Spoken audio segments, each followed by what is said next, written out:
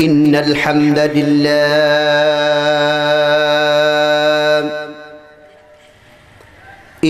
الحمد لله نحمده ونستعينه ونستغفره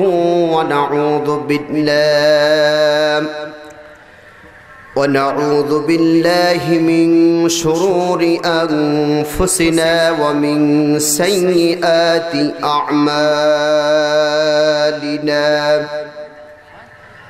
من يهد الله فلا مضل له ومن يضلله فلا هادي له ونشهد أن لا إله إلا الله وحده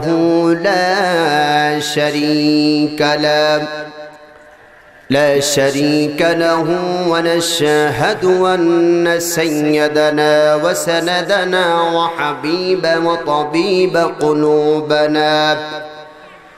قلوبنا ومولانا محمدا عبده ورسوله الذي يرسله بالحق بشيرا ونذيرا وداعيا إلى الله بإذنه وسراجا وقمرا منيرا فقد قال الله تعالى في كلامه المجيد وفي فرقانه الحميد أعوذ بالله من الشيطان الرجيم بسم الله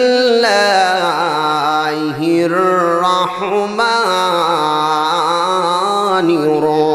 الرحيم قلنا اهبطوا منها جميعا فإما يأتينكم مني هدى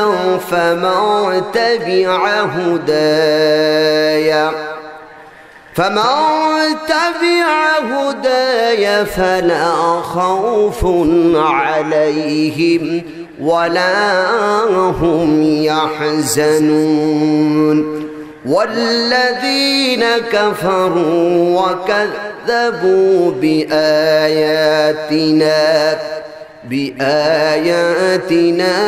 أولئك أصحاب النار هم فيها خالدون إن الله وملائكته يصلون على النبي يا أيها الذين آمنوا صلوا عليه وسلموا تسليما اللهم صل على سيدنا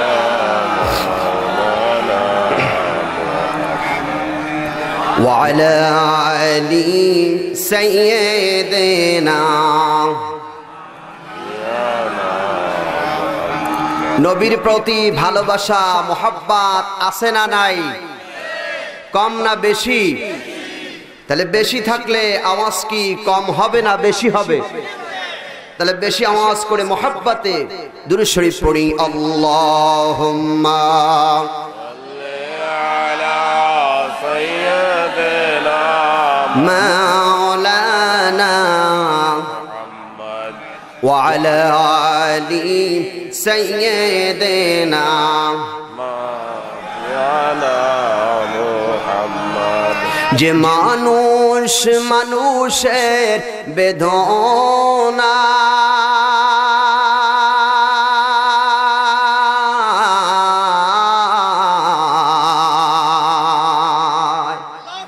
কেঁদেছিলেন জীবন মদিনায়, যে মানুষ মানুষের বেদনা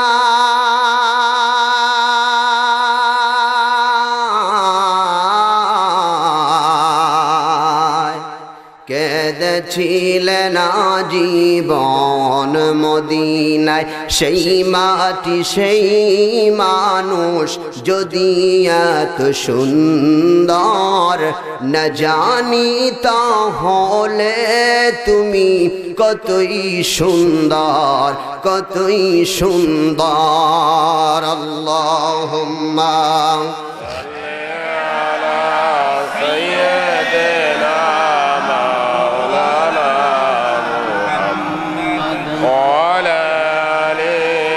সাইয়্যিদিনা যে ফুল যুগ যুগান্তরে খুশবু ছড়ায়, যে ফুল যুগ যুগান্তরে খুশবু ছড়ায়, সে ফুলকে চিমোরা, সে ফুলকে চিমোরা হৃদয়ের কাবায়, হৃদয়ের কাবায়। আল্লাহুম্মা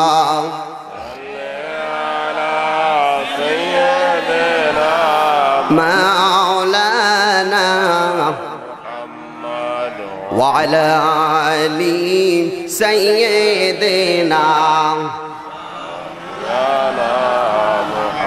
بلغ العلا بكماله كشف الدجى بجماله حسنت جميع خصاله صلوا عليه هناية الكوب बुलबुल का तरन्नुम भी न हो, चिल्म दहर में कलियों का तबस्सुम भी न हो।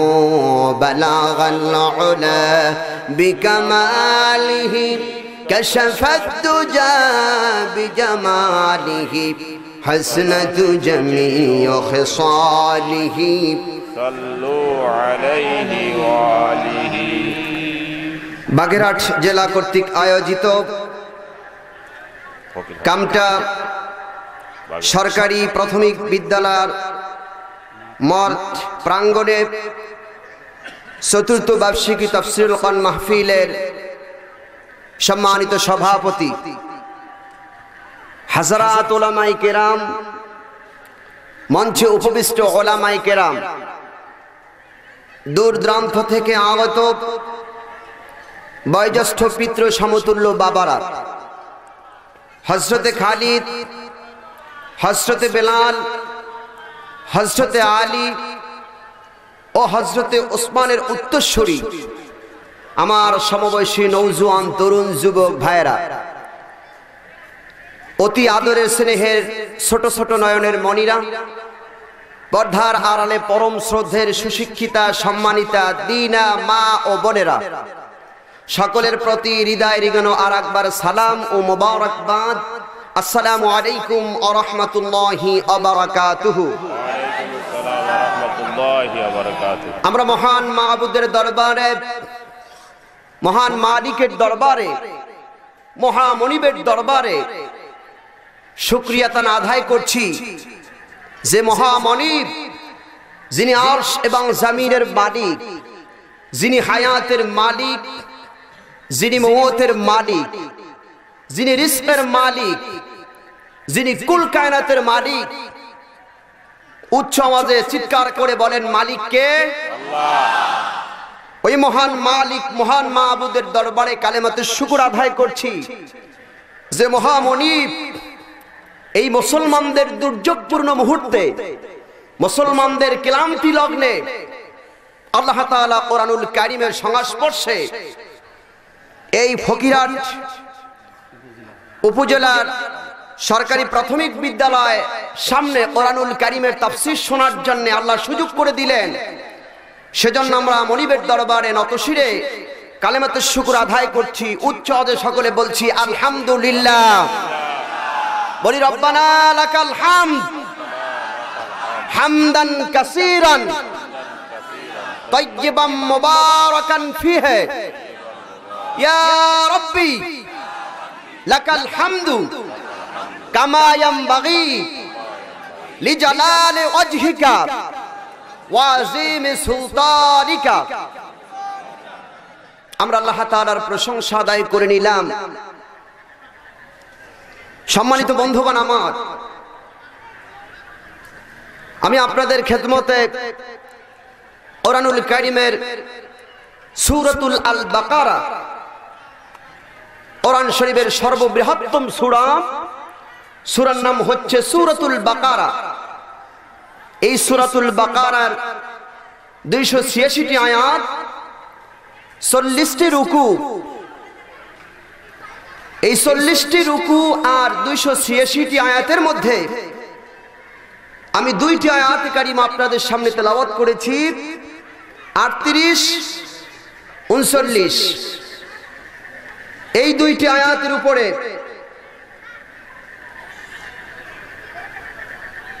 আপনাদের সামনে কিছু কথা বলতে চাই। আল্লাহ তাআলা আমাকে বলার আর আপনাদের সকলকে ধৈর্য সহকারে শোনার তৌফিক দান করুক। যে 2টি আয়াত কারিমা তেলাওয়াত করেছি, এই আয়াত দুটি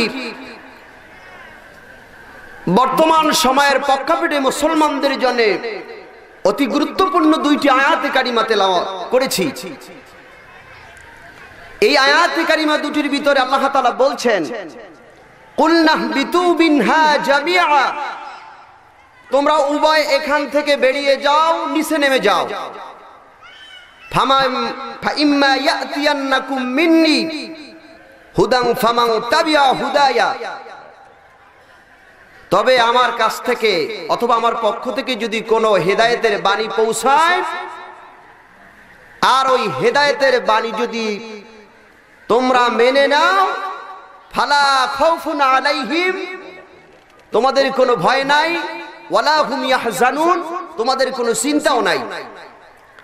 দ্বিতীয় আয়াত, ওয়াল্লাযীনা কাফারু ওয়া কাযযাবু বিআয়াতিনা, যারা কুফরি করবে আর আমার আয়াতকে মিথ্যা প্রতিপন্ন করবে, উলাইকা আসহাবুন নার হুম ফিহা খালিদুন, তারা হবে জাহান্নামের অধিবাসী এবং জাহান্নামে চিরস্থায়ী থাকবে। এই হচ্ছে তেলাওয়াতকৃত আয়াতের শাব্দিক অর্থ। আসুন ব্যাখ্যা। আল্লাহ তাআলা বললেন, কুলনা বিতু মিনহা জামিআ, তোমরা সবাই বেরিয়ে যাও। কোত্থেকে আল্লাহ বের করে দিলেন? জান্নাত থেকে বের করে দিলেন। শিক্ষক ক্লাসে পড়ায়, কোন ছাত্র যদি শিক্ষকের কমান্ড না মানে, ছাত্র যদি ক্লাসে ডিস্টার্ব করতে থাকে, হয় শিক্ষক তারে ব্যাট মারবে, না হলে ঘাট ধরে ঘাটটা মটকায় ক্লাস থেকে বের করে দিবে। আল্লাহ তাআলা মানুষ বানালেন, মানুষ তৈরি করলেন, মানুষকে চলার জন্য একটি বিধান দিয়ে দিলেন, একটি কিতাব দিয়ে দিলেন। এই কিতাবটা যারা অনুসরণ করবে না, পড়বে না, বিধান অনুযায়ী যারা চলবে না, আল্লাহ তাআলা ঘাটটা ধরে জাহান্নামের দিক দিয়ে দিবেন। সুতরাং আল্লাহ তাআলা বললেন, এখান থেকে নেমে যাও।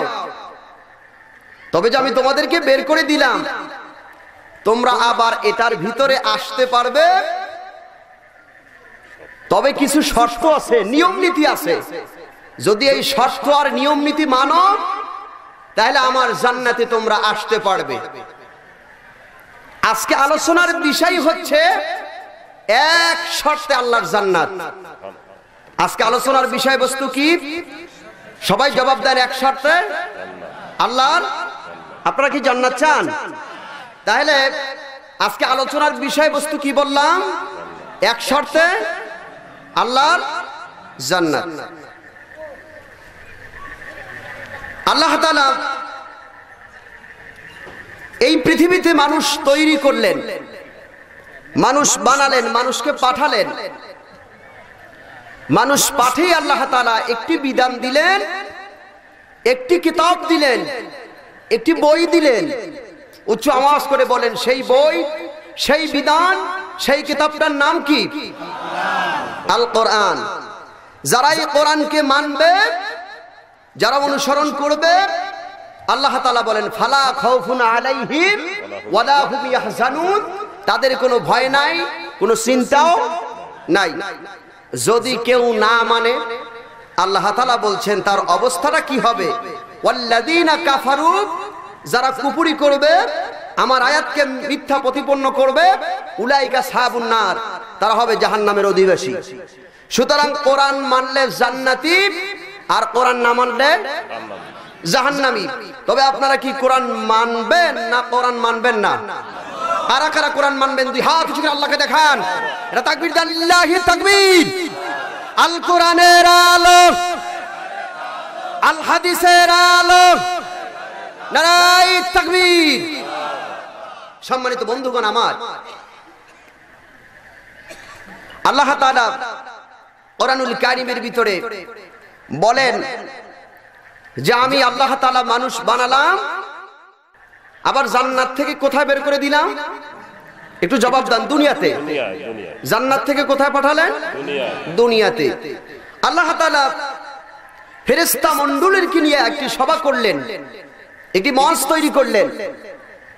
ওই মঞ্চের প্রধান অতিথি হয়ে, প্রধান মেহমান হয়ে, চিফ গেস্ট হয়ে আমার আল্লাহ তাআলা বক্তব্য দিলেন। সমস্ত ফেরেশতারা সামনে আমার আল্লাহ তাআলা বক্তব্য দিলেন। কি কথাগুলো আল্লাহ তাআলা বললেন?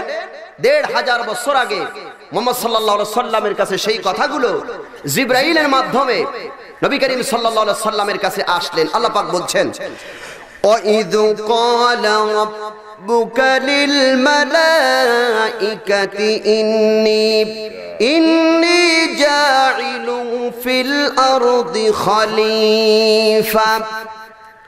আল্লাহ তাআলা বলেন, ফেরেশতারা আমি মানুষ দুনিয়ার জমিনে বানাইতে চাই, খলিফা বানাইতে চাই।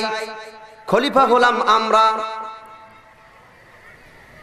ফেরেশতারা জবাব দিলেন, ক্বালু আতাজআলু ফীহা মান ইউফসিদু ওয়া ইয়াসফিকু দিমা।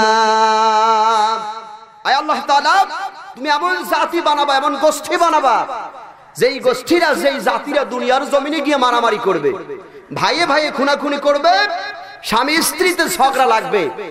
এই কথা কে বললেন? ফেরেশতারা বললেন। কাকে বললেন? আল্লাহ তাআলাকে বললেন।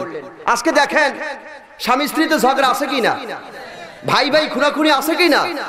ফেরেশতারা বললেন আল্লাহ তাআলাকে, এমন জাতি বানাবা দুনিয়ার জমিনে গিয়া রক্তপাত করবে, ভাই ভাই মারামারি করবে, স্বামী স্ত্রীতে ঝগড়া করবে।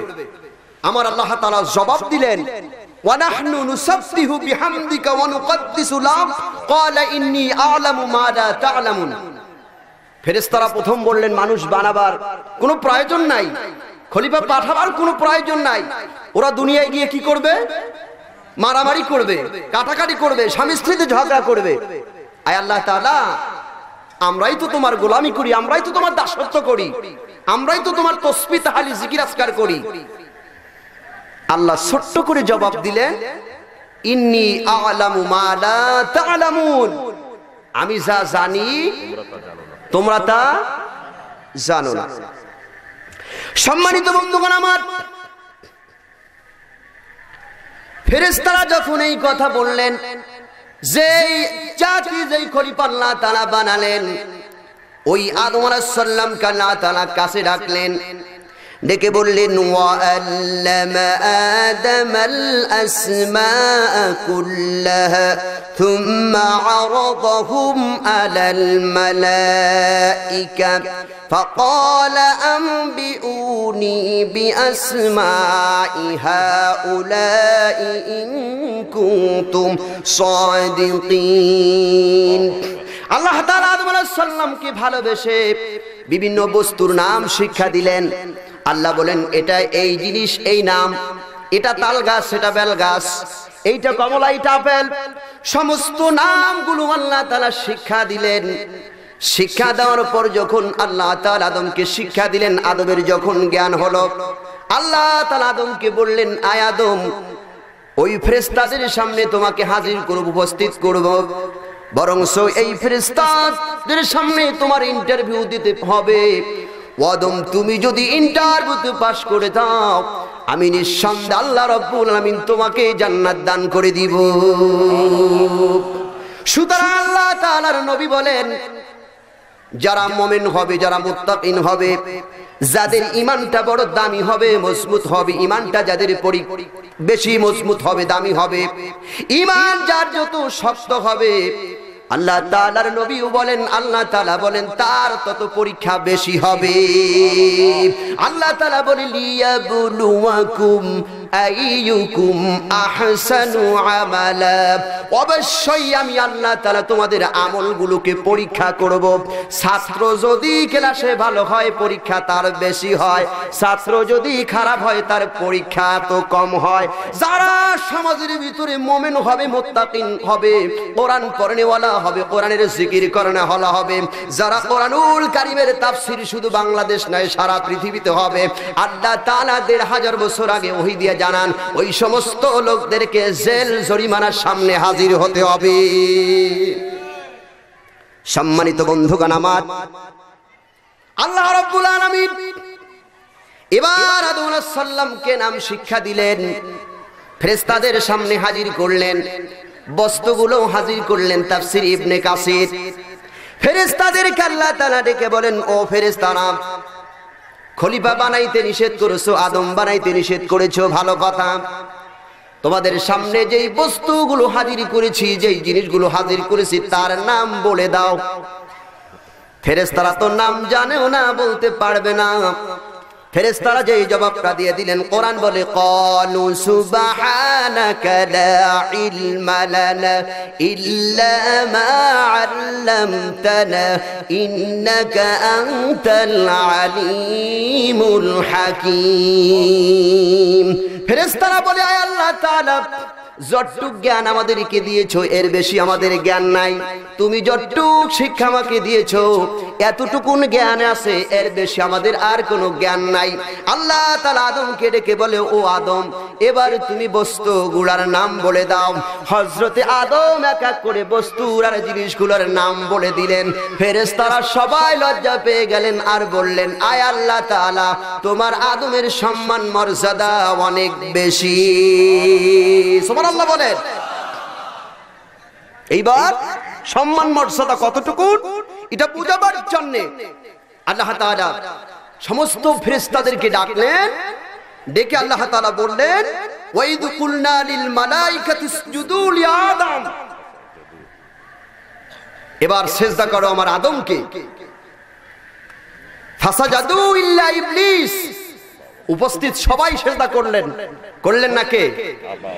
মিস্টার ইবলিস। আল্লাহ বললেন সিজদা করো কাকে? আদমকে। তবে এই সিজদাটা কিন্তু আদমকে নয়, এই সিজদাটা হচ্ছেন যিনি আদমের রব, যিনি আদমের মালিক। বুঝাবার জন্য বলি, কাবার সামনে যে আমরা যাই, আসলে কি কাবারে সিজদা করি? সিজদা কাকে করি? আল্লাহকে। কোরআন বলছে, ফালিয়াবুদু রাব্ব হাযাল বাইত আল্লাযী আত'আমাহুম মিন জু' ওয়া আমানাহুম মিন খাউফ। ফালিয়াবুদু রাব্ব হাযাল বাইত, ওই কাবা ঘরের মালিকের যদি ইবাদত করো, তাহলে আমি আল্লাহ তাআলা তোমাদেরকে দুইটা জিনিস দেব। এক নাম্বার হলেন, তোমাদের যখন ক্ষুধা পেবে আমি আল্লাহ তাআলা খেতে দিব, আর যখন তোমাদের ভয় হবে, ওই ভয়ের সময় আমি আল্লাহ তাআলা তোমাদেরকে আশ্রয় দেব। সুতরাং ফালিয়াবুদু রাব্ব হাযাল বাইত, এই সেজদাটা তো শুধু ওই কাবার মালিকের সেজদা, ওই সেজদাটা তো কাবার নয়। আল্লাহ তাআলা আদম আলাইহিস সালামকে সেজদা দিতে বললেন, কিন্তু এই সেজদাটা আদমকে নয়, যিনি আকাশ আর জমিনের মালিক, যিনি আদমের মালিক, ওই মালিককে সেজদা দেওয়ার জন্য আল্লাহ তাআলা ফেরেশতাদের আদেশ করলেন। সবাই সেজদা করলো, সেজদা করলো না কে? মিস্টার ইবলিস সেজদা করলো না। আল্লাহ তাআলা বললেন, ক্বালা মা মানাকা আল্লা তাসজুদা ইয আমারতুক, আমি যখন তোকে সেজদা করার জন্য আদেশ করলাম, পারমিশন দিলাম, তোকে কে নিষেধ করেছে? কিসের অহংকারে তুই সেজদা করলি না? শয়তান তো বুদ্ধি অনেক বেশি। দেখবেন নামাজ পড়ে না, রোজা রাখে না, হজ করে না, যাকাত দেয় না, ওর যে মাসালা চোটে আমাদের মৌলবীদের পায়জামা গরম হয়ে যায়, আছে না? এত বড় মুফতি, নামাজ নাই, রোজা নাই, পরে হয়েছে চট আর মাথায় হয়েছে জট, মোষগুলো বড় বড়। ঢাকা শহরে তো থাকি, দেখি বড় বড় মোষ, পরনে জট, পরনে হয়েছে চট আর মাথায় হয়েছে জট। এর যে ফতুয়া, এগুলো শুনলে আমাদের মৌলবীদের পায়জামা গরম হয়ে যাওয়ার কথা। শরিয়ত নাই, মারেফত হাসিল করে। আসলে ওটা তো মারেফত না, ওটা হচ্ছে মরার পথ। নামাজ নাই, রোজা নাই, হজ নাই, যাকাত নাই, আল্লাহ পরকাল নাই, শুধু আছে খালি ভণ্ডামি আর ভণ্ডামি। আর এই সমস্ত মুফতিরা সব দেখবেন বসে 4 হোস্টেলে। হুজুরেরা জানে 30 পারা আর আমরা জানি 60 পারা। আছে না ভাই এরকম ভণ্ড আপনাদের এলাকায়? তবে আপনাদের এলাকায় নাই সেটা আমি বিশ্বাস করি, কারণ এটা আমার বাগেরহাট, এটা আমার নিজের জন্মভূমি। সিলেট, কক্সবাজারের দিকে প্রোগ্রাম করি, দেখি যে তাদের অবস্থাটা কি হয়। সুতরাং শয়তানের যুক্তি অনেক বেশি। মোমেন কোন যুক্তি দেয় না, মোমেন এক কথায় মেনে নেয় কাকে? আল্লাহকে। আল্লাহকে। আল্লাহ বললেন, ক্বালা মা মানাকা আল্লা তাসজুদা ইয আমারতুক, তোকে কিসে সেজদা দিতে নিষেধ করলো? শয়তান যুক্তি দিলেও, ক্বালা আনা খায়রুম মিনহু, আয় আল্লাহ তাআলা আমি তার থেকে উত্তম। খলাকতানি মিন নার ওয়া খলাকতাহু মিন তিন, ইয়া আল্লাহ তুমি আমারে বানাইছো আগুন দিয়া আর আদমরে বানাইছো মাটি দিয়া। মজার ব্যাপার হচ্ছে, আগুনের গতি হচ্ছে ঊর্ধ্বমুখী আর মাটির গতি হচ্ছে নিম্নমুখী সম্পূর্ণ। ঊর্ধ্বমুখী জিনিসকে নিম্নমুখী জিনিসের কাছে মাথা নত করো, মুস্তামে সায়েন্টিফিকেট। আল্লাহ তাআলা বললেন, শয়তান যে যুক্তি দিল খারাপ তো দেয় নাই, আসলে তো আদমরে বানাইছে মাটি দিয়া আর ওপরে বানাইছে আগুন দিয়ে, সুতরাং আগুনের গতি তো ঊর্ধ্বমুখী। আল্লাহ তাআলা চান না কোন বান্দা জাহান্নামে চলে যাক, আল্লাহ তাআলা চান বেশক সমস্ত বান্দাগুলো জান্নাতে চলে যাক। আল্লাহ তাআলা দুইটা রাস্তা বলে দিয়েছে, আসহাবুল ইয়ামিন এইটা কাছে ডান দিক, আর আসহাবুশ শিমাল এটা কাছে বাম দিক। তুমি যদি এই রাস্তার দিকে যাও জান্নাতে চলে যাবে, আর যদি তুমি এই রাস্তায় যাও জাহান্নামে চলে যাবে। এই পথে নেতৃত্ব দিয়েছিলেন আবু জাহেল, উতবা, সাইবা, হামায়ুন, নমরুদ, ফেরাউন। আর এই পথে দাওয়াত দিয়েছিলেন নবী আলাইহিমুস সালাম। শুহাদায়ে কারবালার প্রান্তরে যে সমস্ত সাহাবায়ে কেরাম শহীদ হয়েছেন, নবী আলাইহিমুস সালামরা সব সময় তারা ডান পথে ডাকছে আর বাম পথে ডাকছে আবু জাহেল, উতবা, সাইবা। সুতরাং সম্মানিত মুসলমান ভাইয়ের আমার, আমরা কোন পথে যাব, ডান পথে না বাম পথে? ডান পথে নেতৃত্ব দিয়েছেন নবী আলাইহিমুস সালাম, আর বাম পথে নেতৃত্ব দিয়েছেন রাম আর বামের দলেরা। সুতরাং বর্তমান সমাজেও কিন্তু আজকে তাই অবস্থা। যারা ওলামায়ে কেরাম, যারা মুহাক্কিক আলেম, তারা নেতৃত্ব দেয় ডান পথে, আর যারা উতবা, সাইবা, হামায়ুন, ফেরাউনের দল, তারা নেতৃত্ব দেয় বাম পথে। সুতরাং আমরা কি বামপন্থী হব না ডানপন্থী হব? জোরে বলেন, ডানপন্থী না বামপন্থী? যদি ডানপন্থী হয় আল্লাহর জান্নাতে যাওয়া যাবে, যদি বামপন্থী হয় আল্লাহ তাআলা জাহান্নামের ভিতরে দিয়ে দিবেন। সুতরাং সম্মানিত বন্ধুগণ আমার, আল্লাহ তাআলা চান না কোন বান্দা জাহান্নামে যাক। আল্লাহ তাআলা চান বান্দা সব সময় আল্লাহকে ডাকুক, আল্লাহ তাআলার জান্নাতে চলে যাক। এবার শয়তান যখন যুক্তি দিলেনই, আল্লাহ তাআলা দেখলেন যুক্তিটা তো খারাপ দেয় নাই। আল্লাহ তাআলা শয়তানকে বললেন, ক্বালা ফাখরুজ ফাইন্নাকা রাজীব, এটা তো আমার আদমের সেজদা ছিল না, এটা ছিল আমার মহান হুকুম। আমি আল্লাহ তাআলাকে সেজদা দিতে বলেছিলাম, তুমি তাকব্বুরি করছো, অহংকারী করেছো। ক্বালা ফাখরুজ ফাইন্নাকা রাজিম, আমার দরবার থেকে তুই বেরিয়ে যা। শয়তান বলল, আয় আল্লাহ তাআলা, তুমি আমাকে বের করে দিবা, এত বছর তোমার ইবাদত করলাম, তোমার গোলামি করলাম, তোমার দাসত্ব করলাম, আয় আল্লাহ তাআলা তুমি আমাকে বের করে দিচ্ছ, ভালো কথা, তবে তুমি আমাকে কিছু দিবা না? আল্লাহ তাআলা বলে, এ বেটা শয়তান, তুই কি চাস? শয়তান দেখেন তওবা করে না। শয়তান যদিও বলে, আল্লাহ ভুল করে ফেলেছি, তুমি আমারে মাফ করে দাও, কিন্তু তওবা তো করলেনই না। বরং আল্লাহ তাআলাকে বললেন, আয় আল্লাহ তাআলা, কিয়ামত পর্যন্ত আমাকে অবকাশ দিতে হবে। আল্লাহ তাআলা বললেন, ক্বালা, আল্লাহ তাআলা বললেন, অবশ্যই তোর কথাগুলোকে মঞ্জুর করা হলো, কিয়ামত পর্যন্ত অবকাশ দেওয়া হলো। সুতরাং কোন বান্দা যখন অপরাধ করে, অপরাধ করার পরে আল্লাহ তাআলার কাছে যখন ক্ষমা চায়, মাফ চায়, আমার আরশ আর জমিনের মালিক আল্লাহ তাআলা ক্ষমা করে দেয়। জোরে বলেন সুবহানাল্লাহ। হাদিস শরীফের ভিতরে আসছে, কোন বান্দা কোন বান্দি যদি অপরাধ করে ফেলে আর বুঝতে পারে যে আমি অপরাধ করে ফেলেছি, অন্যায় করে ফেলেছি, আল্লাহ তাআলার দরবারে যখন গভীর রাত্রে কাঁদে আর বলে, আয় আল্লাহ তাআলা, আমি অপরাধ করেছি, গুনার জন্য তোমার দরবারে ক্ষমা চাইতেছি, আল্লাহ তাআলা বলে, ওই সমস্ত কন্দলরত বান্দা বান্দির তামাম জিন্দেগির গুনাহ আমি আল্লাহ মাফ করে দেই। সুবহানাল্লাহ বলেন। সম্মানিত বন্ধুগণ আমার, এই জন্য গুনাহ করছি, যদি আজকের এই মাহফিলে বসে তওবা করি, জীবনে চুরি করেছি, ডাকাতি করেছি, অন্যায় করেছি, মিথ্যা কথা বলেছি, মদ খেয়েছি, জিনা করেছি, আমার আল্লাহর কাছে চাইলে আমার আল্লাহ মাফ দেবে কিনা? কথা বলেন, মাফ দেবে কিনা? অবশ্যই আমার আল্লাহ তাআলা মাফ দিয়ে দিবেন। একটা হাদিস শরীফ শুনাই দেই। আল্লাহ তাআলার কোন বান্দা বান্দি যদি গুনাহ করে ফেলে, আল্লাহ তাআলার আরশে আজিমের মালিক, জমিনের মালিক দেখছে বান্দা গুনাহ করতেছে, ওই বান্দা যদি গুনার জন্য তওবা করে, আল্লাহ তাআলা বলে আমার রহমতের কোলে জোশ মারে। বান্দা যখন দুটি চোখের পানি ছেড়ে দিয়ে কাঁদে আর বলে, আয় আল্লাহ তাআলা, আমি অপরাধ করেছি, অন্যায় করেছি, তুমি আমার গুনাহগুলো মাফ করে দাও। আল্লাহর নবী বলেন, আল্লাহ তাআলা শেষ রাত্রে প্রথম আকাশে নেমে আসে, বান্দা বান্দিকে ডাকতে থাকে আর বলতে থাকে, এ বান্দা বান্দি, গুনাহ করেছিস, তুই আমার দরবারে উঠে কাঁদ। আল্লাহ নবী বলে, তখন কোন বান্দা বান্দি যদি কাঁদতে থাকে, আল্লাহ তাআলা বলে, ও ফেরেশতারা, তোমরাই তো বলেছিলে বান্দা বান্দি বানাবার কোনো প্রয়োজন নাই, সুতরাং ওই বান্দা বান্দিগুলো গভীর রাত্রে উঠে আমি আল্লাহ তাআলার দরবারে কাঁদে। ফেরেশতারা বলে, আয় আল্লাহ তাআলা, জান্নাতের আশা করে জাহান্নাম থেকে বাঁচতে চায়। আল্লাহ তাআলা বলে, ও ফেরেশতারা, আমার ওই বান্দা কি জান্নাত দেখছে? বলে না, দেখে নাই। ওই বান্দা কি জাহান্নাম দেখছে? বলে না, দেখে নাই। আমি আল্লাহ দেখছে? বলে না, দেখে নাই। আমি নবীকে দেখছে? বলে না, দেখে নাই। কোরআন আর হাদিসের কথা বিশ্বাস করে করে গভীর রাতে কান্দে, গুনার কথাকে স্মরণ করে কান্দে। আমি আল্লাহ তাআলা রহমতের কোলে জোশ মেরেছে, আমার বান্দা বান্দির তামাম জিন্দেগির গুনাহগুলো আমি আল্লাহ মাফ করে দিলাম।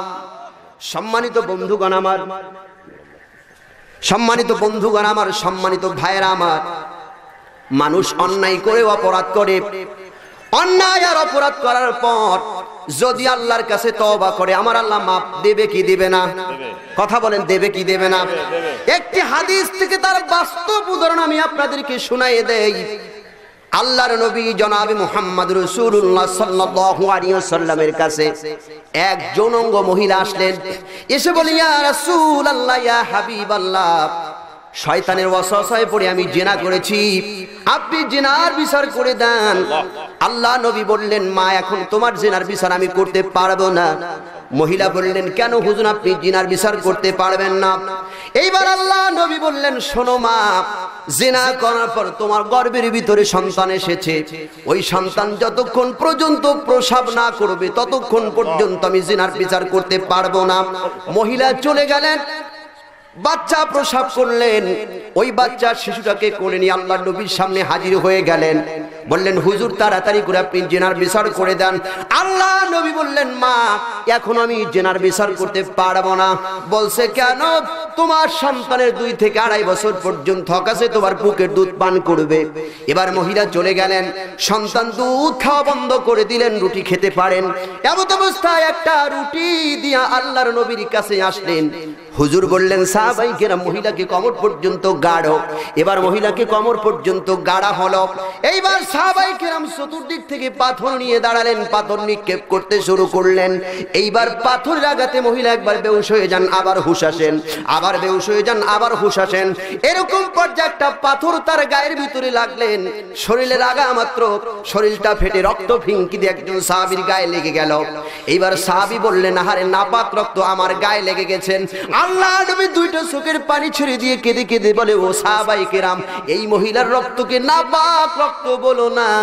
এই মহিলা তার দিল থেকে খালেস ভাবে এমন ভাবে আল্লাহর কাছে তওবা করেছে, সুতরাং ওর তওবাকে আল্লাহ তাআলা কবুল করে নিয়া এই মহিলার তামাম জিন্দেগীর গুনাহ আল্লাহ তাআলা maaf করে দিয়েছে।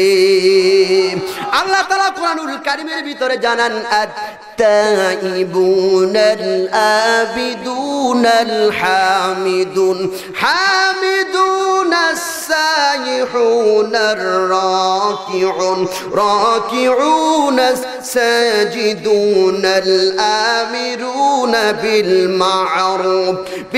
মা'রুফি ওয়ান নাহুনা আনিল মুনকার ওয়াল হাফিজুনা লিহুদুদিল্লাহ ওয়া বাশশিরিল মুমিনিন। বলেন আল্লাহু আকবার।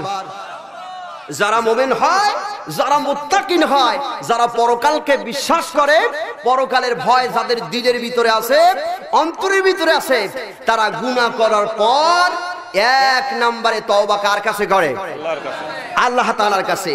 আর যারা গুনাহ করার পরেও যাদের দিলটা একেবারে শক্ত হয়ে গেছে, যাদের অন্তঃকরণের ভিতরে আল্লাহ তাআলা মোহর মেরে দিয়েছেন শয়তানের মতন, ও জীবনেও তওবা করবে না। ও বলবে আয় আল্লাহ আদমের থেকে আমি উত্তম, ওরে বানাইছো মাটি দিয়া আর আমারে বানাইছো কি? আগুন দিয়া। আপনারা বলেন এই হটকারিতা, এই চালাকি করা কি কোনো মুমিনের উচিত? কথা বলেন কোন মুমিনের উচিত? মুমিন যখন ভুল করে, অন্যায় করে, অপরাধ করে, তওবা করে কার কাছে? আল্লাহর কাছে, আল্লাহর কাছে। আল্লাহ তাআলা সূরা তওবার 112 নম্বর আয়াতে বলছেন যারা মুমিন হবে, যারা মুত্তাকিন হবে, এই মুমিন আর মুত্তাকিনের 8টা গুণ। 8টা গুণ হচ্ছেন মুমিন যখন অপরাধ করেছে, অন্যায় করেছে, এইটা বুঝা মাত্রই আত-তাইবুন তারা তওবা করে কার কাছে? আল্লাহর কাছে। সবাই বলেন কার কাছে?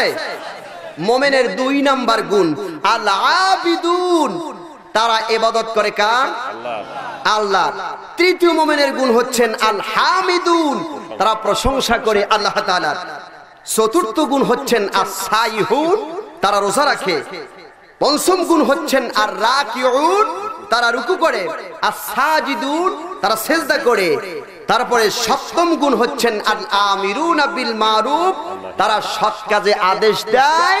8ম গুণ হচ্ছে মুমিনের ওয়ান নাহুনা আনিল মুনকার, তারা অসৎ কাজে বাধা প্রদান করে। এই হচ্ছে মুমিনের কয়টা গুণ যেন বলছিলাম? কথা বলেন কয়টা গুণ? 8টা গুণের ভিতরে 1 নাম্বার গুণ হচ্ছে মুমিন কার কাছে তওবা করে? আল্লাহর কাছে, আল্লাহর কাছে। 2 নাম্বার মুমিনেরা সব সময় আবিদুন, ইবাদত করে কার? আল্লাহ, আল্লাহ তাআলার ইবাদত করে। সুতরাং এখন আমাদের দেশের ইবাদতেরও কিছু নমুনা আছে। দেখবেন ইবাদত করে আল্লাহু আকবার, তাকবীর বাঁধছে, তাকবীর বাঁধার পরে দেখবেন উপরের দিক তাকায়, পিছনের দিক তাকায়, পকেটে মোবাইল আছে, মোবাইল পকেট থেকে বের করেই বলে ভাই আমি নামাজে আছি, তুমি কিছুক্ষণ পরে আমারে টেলিফোন করো। বলে কি এরকম আছে না? আসলে কি এটা ইবাদতের নমুনা? ইবাদত কেমনে করতে হবে সেটি আল্লাহ তাআলা কোরআনুল কারীমের ভিতরে বলছেন। কিন্তু ইবাদতের 2টি নমুনা, একটা হচ্ছে মুমিনের ইবাদত আর একটা হচ্ছে মুনাফিকের ইবাদত। মুমিন নামাজ পড়ে এক রকম আর মুনাফিক নামাজ পড়ে আর এক রকম নামাজ পড়ে। আল্লাহ তাআলা কোরআনুল কারীমে বলছেন ফাওয়াইলুল লিল মুসাল্লিন আল্লাযীনা হুম আন সালাতিহিম সাহুন, ওই সমস্ত নামাজির জন্য দুর্ভাগ্য আখ্যাই যারা তার নামাজের ব্যাপারে উদাসীন। নামাজ পড়ে দেখবেন মানুষকে দেখাবার জন্য নামাজ পড়ে, শুক্রবার দিন আইলে নামাজ পড়তে যায়, ঈদ আসলে নামাজ পড়তে যায়, এরকম নামাজি বোধহয় আপনাদের এলাকায় নাই, আছে কি না? দেখবেন শুক্রবার দিন নামাজ পড়তে যায়, ওর নাম রাখছে আমি শুকুর আলী। শুক্রবার নামাজ পড়ে ওর নাম রাখলাম শুকুর আলী। যারা ঈদের নামাজ পড়ে ওদের নাম রাখছি ঈদুল আলী। আর যারা ওই জানাজা নামাজ পড়ে ওদের নাম রাখছি জানাজা আলী। আর যারা বছরে একবার নামাজ পড়ে, বুঝেন, বছরে একবার নামাজ পড়ে, ওই সবে বরাত আসলে হ্যাঁ না বলে বরাত আলী। আর এক ধরনের মানুষ আছে, মুত্তাকিন আছে, যারা প্রতিদিনই 5 ওয়াক্ত নামাজ পড়ে, ওরা হইল পাঞ্জেগারা নামাজ পড়ে, ওরা হইল পাঞ্জে আলী, অর্থাৎ 5 ওয়াক্ত নামাজ পড়ে। ওদের নামাজের ভিতরে ভেজাল নাই। কিন্তু যারা মুনাফিক, ওরা কেমনে নামাজ পড়ে দেখবেন, নামাজের ভিতরে আসলে টুপিটা ঘুরায়, পিছন থেকে এরকম করে খাও যায়, জামাটা টান দেয়, আছে কিনা, এদিক ওদিক তাকায়। আল্লাহ তাআলা বলেন আসলে তারা আমার উদ্দেশ্যে নামাজ পড়ে না, এরা নামাজ পড়ে শুধুমাত্র মানুষকে দেখাবার জন্য। আছে কিনা এরকম নামাজি? নামাজ পড়ে তো মসজিদের ফ্যান করে। আমি একবার ঢাকা এয়ারপোর্টে নামাজ পড়তেছিলাম এক মসজিদে, দেখলাম এক লোক নামাজ পড়তেছে, আল্লাহু আকবার, আলহামদুলিল্লাহি রাব্বিল আলামিন, তার বাম হাতের ভিতরে জুতা। আমি বললাম ভাই তোমার বাম হাতে জুতা কাকা? হুজুর জুতার দাম অনেক বেশি, জুতা মসজিদ থেকে চুরি হয়ে যায়, এই জন্য নামাজও পড়ি, জুতাও ঠিক রাখি। আছে কিনা এরকম? অস্ত্র দেশে কম করলাম না, প্রত্যেক জুমায় শুনি মসজিদের জুতা 1 জোড়া 2 জোড়া নেই যারা। গত কয়েকদিন আগে আমারও 1 জোড়া জুতা চুরি লেগে গেছে। এই নামাজ, এই রোজা, এই ইবাদত, এই বন্দেগী দিয়ে কোনো কাজ হবে? কথা বলেন, কাজ হবে? মানুষকে আল্লাহ তাআলা বলছেন নামাজ পড়ো সহিভাবে। নামাজই শিখায় মানুষকে ঐক্য, আর নামাজই শিখায় ভ্রাতৃত্ব সম্পর্ক। সেই নামাজটা কেমন হবে? সঠিক এবং সহি শুদ্ধ নামাজ হতে হবে। আমার দেশে যে মানুষ নামাজ পড়ে দেখবেন নামাজের ভিতরে যায়, জানটা দেখবেন ছটফট করতে থাকে, ছটফট করতেই থাকে। মসজিদটারে মনে করে জেলখানা। কিন্তু সিনেমার ভিতরে গেলে 4 হোস্টেলে বসে ঘন্টার পরে ঘন্টা, কিন্তু খারাপ লাগে না। কিন্তু নামাজে যখন যায় খুব খারাপ লাগে, আছে না কিরকম? দেখবেন মসজিদের ইমাম সাহেব যদি একটু কিরাত লম্বা ধরে, পিছন থেকে একটা সিঙ্গাল দেয়, হুজুর নামাজ আমার কত আগে শেষ হয়েছে, আপনি এখন কি করেন? হুজুর যদি একটু বড় সূরা ধরে, কয় হুজুর এত খারাপ, এত লম্বা সূরা ধরছে, ঠ্যাং ব্যথা হয়ে গেছে। কিন্তু দেখবেন 4 হোস্টেলের সামনে গিয়া টিভির দিক তাকায় থাকে ঘন্টার পরে ঘন্টা, খারাপ লাগে না। এই নামাজ, এই রোজা অশ্লীল অন্যায় কাজ থেকে আমাদেরকে কি দূরে রাখতে পারবে? কথা বলে রাখতে পারবে? আল্লাহ তাআলা কোরআনুল কারীমে জানান, উতুলু মা উহিয়া ইলাইকা মিনাল কিতাব ওয়া আকিমিস সালাতা ইন্নাস সালাতা তানহা আনিল ফাহশাই ওয়াল মুনকার। নিশ্চয়ই নামাজ মানুষকে অশ্লীল অন্যায় কাজ থেকে বিরত রাখে। কিন্তু বন্ধু, আপনি আমি যেই নামাজ পড়ি, এই নামাজতে তো আমাদের কোনোদিন অন্যায় থেকে ফিরায় রাখতে পারবে না। রাসূলুল্লাহ বলছেন, সল্লু কামা রাআইতুমুনি উসাল্লি, নামাজ পড়ো সেইভাবে যেভাবে আমাকে নামাজ পড়তে দেখেছো, অনুরূপ ভাবে সেইভাবে নামাজ আদায় করতে হবে। সুতরাং আমার দেশে নামাজ পড়ে, কিন্তু আবার অনেকেই নামাজ পড়ে না। আবার অনেকে নামাজ পড়লেও তো নামাজ সহি শুদ্ধ হয় না। অনেক মানুষ আছে কয় হুজুর অনেক ব্যস্ত, নামাজ পড়তে পারি না। আল্লাহ তাআলা কিয়ামতের দিন নামাজ না পড়ার কারণে জাহান্নামে দিবেন, আর ওই জাহান্নামীদেরকে আল্লাহ তাআলা প্রশ্ন করবেন। সূরা মুদাসসির আল্লাহ তাআলা বলছেন, মা সালাকাকুম ফি সাকার ক্বালু লাম নাকু মিনাল মুসাল্লিন ওয়া লাম নাকু নুতিমুল মিসকিন। আল্লাহ তাআলা জাহান্নামীদেরকে, অপরাধীদেরকে প্রশ্ন করবেন, ও জাহান্নামীরা, ও অপরাধীরা, আজকে কেন তোমরা জাহান্নামে এলে? জাহান্নামীরা জবাব দেবে, ক্বালু লাম নাকু মিনাল মুসাল্লিন। 1 নাম্বার অপরাধ হলো আমরা নামাজ পড়তাম না। 2 নাম্বার অপরাধ হলো ওয়া লাম নাকু নুতিমুল মিসকিন, আমরা মিসকিনদেরকে খেতে দিতাম না। সম্মানিত ভাইরা আমার, বন্ধুগণ আমার, মানুষ যতগুলো কারণে জাহান্নামে যাবেন, এর ভিতরে প্রধান দুইটা কারণ, একটা হলো নামাজ না পড়া, আর একটা হলো এতিম আর মিসকিনদেরকে খেতে না দেওয়া। আছেন আমাদের দেশে কোটি কোটি টাকার মালিক, লক্ষ লক্ষ টাকার মালিক, কিন্তু এতিম আর মিসকিনদেরকে খেতে দেয় না। এরকম আমাদের সমাজে হাজী সাহেব, গাজী সাহেব, নেতা নেত্রী আছে কিনা? কথা বলেন, কথা বলেন, আছে কিনা? নিজে পেট পুরে খায় আর বাড়ির পাশের মানুষগুলো অনাহারে মারা যায়, তবে খোঁজ খবর নেয় না। হজ করে আসছে হাজী সাহেব মানুষ, কিন্তু বাড়ির পাশে মানুষ অনাহার আছে, এইগুলোর খোঁজ খবর নেয় না। এরকম হাজী আমাদের দেশে আছে কিনা? কথা বলেন। অবশ্যই আছে। আব্দুল্লাহ বিন মুবারক এমন একজন বুজুর্গ আলেম, বড় একজন মাফেরা আলিম। এই আব্দুল্লাহ বিন মুবারক হজে যাবেন, ছোট্ট একটি ছেলে এসে সামনে কাঁদছেন, বলছেন আব্বা তুমি হজে যাও, আর আমি আমার বাড়ির পাশে গিয়েছিলাম, ওরা গোস্ত রান্না করছে, ওরা গোস্ত খেয়েছে, আমাকে এক টুকরা গোস্তও দিল না। আব্দুল্লাহ বিন মুবারক চিন্তা করেন, আমার সন্তান, আমি এই দেশে একজন ধনাঢ্য ব্যক্তি, আমি হজে রওনা হচ্ছি, আমার সন্তান কাঁদতেছে, দেখি আমার সন্তানকে বাড়ির পাশের মানুষ গোস্ত কেন দিল না। আব্দুল্লাহ বিন মুবারক পাশের বাড়িতে চলে গেলেন, জ্ঞান করলেন ও বাড়িওয়ালা বাড়িতে আসো কিনা? বলে হ্যাঁ বাড়িতে আসি।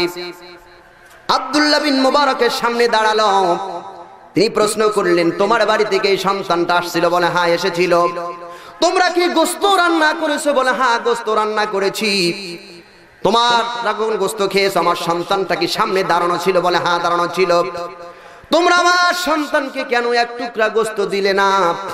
বাড়িওয়ালা দুটি চোখের পানি ছেড়ে দিয়ে কাঁদতে শুরু করলেন আর বললেন ও আব্দুল্লাহ বিন মুবারক, আপনি হচ্ছেন সাহেবে মাল, ধনী মানুষ, আপনি কোটি কোটি টাকার মালিক, আমরা হলাম গরিব মানুষ। আমি কি করলাম? মাঠে ময়দানে গেলাম কাজ করার জন্য, কোথাও কাজ পেলাম না, আমি হয়রান হয়ে গেলাম। আমার ঘরের ভিতরে বিবি বাল বাচ্চা আছে, ছোট্ট ছোট্ট সন্তান আছে, ওরা কি খাবে? আমি এক পর্যায়ে হতাশ হয়ে বাড়ির দিকে আসতেছিলাম, পথের মধ্যে দেখেছি একটি মরা গরু। আমি চিন্তা করলাম কাজ পেলাম না, টাকা পয়সাও নাই, ঘরে কোনো খাবার নাই।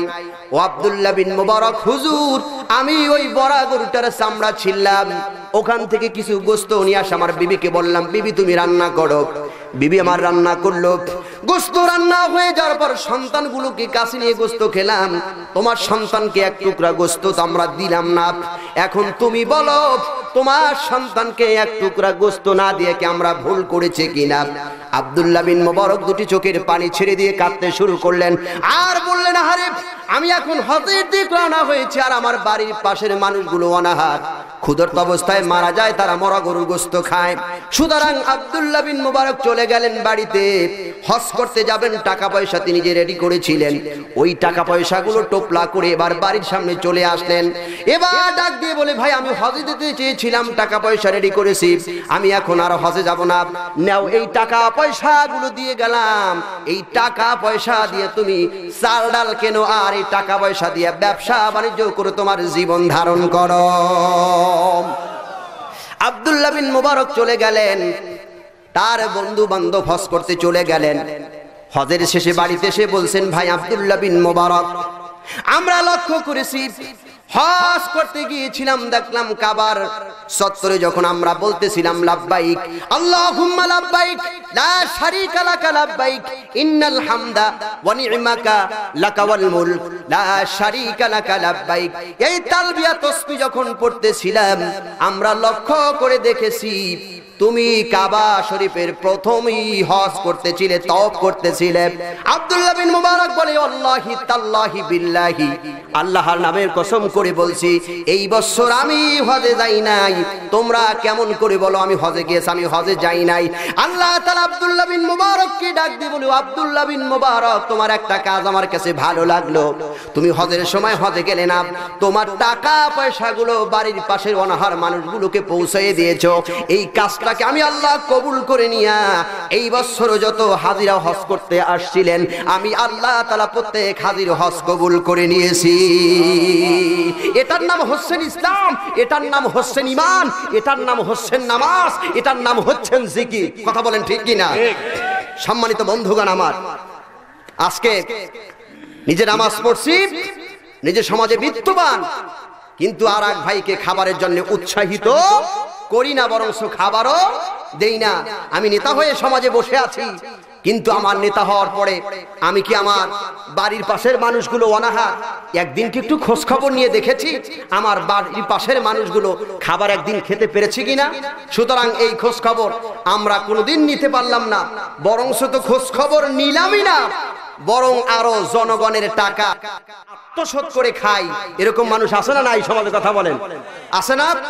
দেখবেন আত্মসাৎ করে তো খাই, আবার দেখবেন বড় বড় গলায় কথা বলে, আছে কিনা? বড় বড় গলায় কথা বলে। সুতরাং অন্যায় করে অপরাধ করে তিনি, আর দোষ দেয় যারা অপরাধ করে না, অন্যায় করে না, এই সমস্ত মানুষের আবার দোষ দিয়া বেড়ায়। বুঝাবার জন্য প্রায় সময় বক্তৃতার বলে থাকি, এক দরবেশ সাহেব একটা বটগাছের ছায়ায় ঘুমায়। ওই বটগাছের ফাঁক দিয়া রৌদ্র এসে দরবেশের কপালে লাগতেছে। ওই গাছের ডালে বসা ছিল একটা কবুতর। কবুতর চিন্তা করে আল্লাহ তাআলার একজন বান্দা, বটগাছের ফাঁক দিয়ে রৌদ্র এসে কপালে লাগে, যাই হোক একটু আমি আশ্রয় দেই। এইবার কবুতরটা দুইটা ডানা মেলে এই দরবেশকে আশ্রয় দিল, রোদ বন্ধ করে দিল। দরবেশ দক্ষিণের বাতাস পেয়ে ঘুমাইতেছিল। ওই রাস্তা দিয়ে যাইতেছিল একটা কাক, উপর থেকে কাক একটু পায়খানা করে দিল, দরবেশের কপালে লাগলো। সাথে সাথে দরবেশের ঘুম ভেঙে গেল। চক্ষু মেলে দেখে দরবেশের মাথার উপরে কি? কবুতর। যখন তার কপালে দেখলেন পায়খানা, দরবেশ মনে মনে চিন্তা করে, পায়খানা বোঝে নিঃসন্দেহে যা করছে কবুতরে করছে। এই মনে করে দরবেশের হাতের কাছে ছিল ইট পাথর, ইট আর পাথর উঠাইয়া ছুড়ে বেরছেন। মায়াবী কবুতরটা দুনিয়ার জমিন থেকে বিদায় হয়ে গেল। সম্মানিত বন্ধুগণ, আপনারা বলেন, পায়খানা কি কবুতর করছে? পায়খানা করছে কে? কাক পায়খানা করছে। সুতরাং দরবেশের উচিত ছিল, অন্যায় করছে যে, অপরাধ করছে যে, তারা মারা উচিত ছিল, তারা ফাঁসি দেওয়া উচিত ছিল। কিন্তু যে আশ্রয় দিল, যে রোড ঠেকাই দিল, যে ভালোবাসলো, মল্ল সে, জীবন দিল সেই। বর্তমান সমাজে কিন্তু বন্ধু অবস্থাটা তাই। চুরি করে, ডাকাতি করে, রাহাবাদী, চাঁদাবাদী, মাস্তানি, খুনতাই, ছিনতাই যা আছে সব করে, তাদের বিচার হয় না। এই দেশে বিচার হয় টুপিওয়ালা, দাড়িওয়ালা, মোমেন, মুত্তাকিনদের বিচার হয়। কথা বলেন ঠিক কিনা? সম্মানিত বন্ধুগণ, ওমর ইবনুল খাত্তাব রাদিয়াল্লাহু তাআলা আনহু একটু জীবনী পড়ে দেখেন। আপনি সমাজে বড় নেতা হয়েছেন, তাতে কিছু আসে আর যায় না। আপনিও একদিন মরবেন, আমিও একদিন মরব। দলমত নির্বিশেষে একটি কথা বলি, এই কোরআনুল কারীম সকলের জন্য। এই কোরআনুল কারীম আসছেন, এই কোরআনুল কারীমের ভিতরে লেখা নাই অমুক দলের কোরআন শরীফ, আছে না কিরকম লেখা? কোরআন শরীফ সকলের জন্য কোরআনুল কারীম। এই কোরআনুল কারীমের অনুযায়ী জীবন যাপন করেন, তাহলে ইহকালেও শান্তি, পরকালেও মুক্তি। আল্লাহ তাআলা বলছে, এই কোরআনের বিধান যারা মানবে আমার জান্নাতে যাবে, যারা বিধান মানবে না কোথায় যাবে? জাহান্নামে যাবে। সুতরাং নেতা হয়েছেন, সমাজে বিদ্যমান হয়েছেন। হযরত ওমর রাদিয়াল্লাহু তাআলা আনহুর জীবনীটা একটু চিন্তা করে দেখেন। হযরত ওমর রাদিয়াল্লাহু তাআলা আনহু রাষ্ট্রের প্রধান হলেন। তিনি অনাহার দরিদ্র মানুষের মুখে তিনি হাঁটি ফুটাইয়াছেন। মিশরের গভর্নর হযরত ওমরকে একবার দেখতে আসলেন। এবার গভর্নর প্রশ্ন করছেন, বাল্লানা হাযা আমিরুন, তোমাদের আমির কোথায়? লোকজন বলছে, একটু আগে দেখছি আমাদের আমির এই কাবার সামনে দিয়ে গেছে, কোথায় গেছে তা জানি না। মিশরের গভর্নর খুঁজতে খুঁজতে চলে গেলেন পাহাড়ের উপরে, গিয়ে দেখতেছেন খলিফাতুল মুসলিমিন হযরত ওমর ডান হাতটা তার মাথার নিচে দিয়ে শুয়ে আছেন। প্রশ্ন করলেন, খলিফাতুল মুসলিমিন ওমর, আমার দেশের প্রেসিডেন্ট যখন রাস্তা দিয়ে বের হয়, সামনে পুলিশের গাড়ি, পিছনে পুলিশের গাড়ি, তুমি এমন একজন আমির, এমন একজন খলিফা, তোমার একটা পুলিশও নাই, একটা শহীদারও নাই। সুবহানাল্লাহ বলবেন না? তুমি কেমন খলিফা? মিশরের গভর্নর বলছেন, খলিফাতুল মুসলিমিন ওমর, বুঝতে পেরেছি নিঃসন্দেহে তুমি তোমার জনগণের হক আদায় করেছো, এই জন্য তোমাকে আর জনগণ কোনোদিন মারবে না। ওমরের কাজই ছিল রাতের বেলায় ঘুরতেন, কোন মানুষ অনাহারে আছে কিনা সেই ঘরে তার খাবার পৌঁছাই দিতেন। সম্মানিত বন্ধুগণ আমার, খলিফাতুল মুসলিমিন ওমর রাদিয়াল্লাহু তাআলা আনহু রাতের বেলায় ঘুরতেছেন, ঘুরে ঘুরে তিনি চলে গেলেন পাহাড়ের উপরে, গিয়ে দেখলেন পাহাড়ের উপরে একটা তাঁবু, ভিতরে টিম টিম করে একটা বাতি জ্বলতেছে। খলিফাতুল মুসলিমিন হযরত ওমর রাদিয়াল্লাহু তাআলা আনহু ওই তাঁবুর ভিতরে প্রবেশ করলেন। তিনি লক্ষ্য করে দেখলেন একজন মহিলা কি যেন রান্না বান্না করতেছে। হযরত ওমর কাছে চলে গিয়ে বললেন, ও মা, তুমি বড় জালেম, এত রাত করে তুমি কেন রান্না বান্না করো, আর ছোট্ট ছোট্ট বাচ্চাগুলোকে কেন কষ্ট দিচ্ছ, ওরা তো কান্না করছে। এবার মহিলা বলছে, গো পথিক, তুমি কে, তোমারে চিনি না, তবে শোনো, আমরা মদিনার লোক না, আমরা মদিনার বাহিরের রাষ্ট্রের লোক, আমরা এসেছি মদিনার সরকার ওমরের কাছ থেকে কিছু সাহায্য নেওয়ার জন্য, কিন্তু খলিফার কাছে ভিড়ের কারণে যেতে পারছি না, তাই আমি কি করব, হাড়ির ভিতরে পাথর আর পানি দিয়ে নাড়াচাড়া করছি, আর বাচ্চাদেরকে বলছি গোশত রান্না হচ্ছে, একটু পরে খাবি, কিন্তু বাচ্চাদের পেটে এত ক্ষুধা, দৌড় ওদের কোনো ঘুম আসে না। হযরত ওমর বলেন, আমার পায়ের তলা থেকে যেন মাটি খুঁজে যাচ্ছেন। হযরত ওমর দৌড় দিলেন বাড়ির দিকে দৌড় দিয়ে গিয়ে হযরত আসলামকে ডেকে বলেন, ও আসলাম, তাড়াতাড়ি করে বাইতুল মামুনের দরজা খুলে দাও।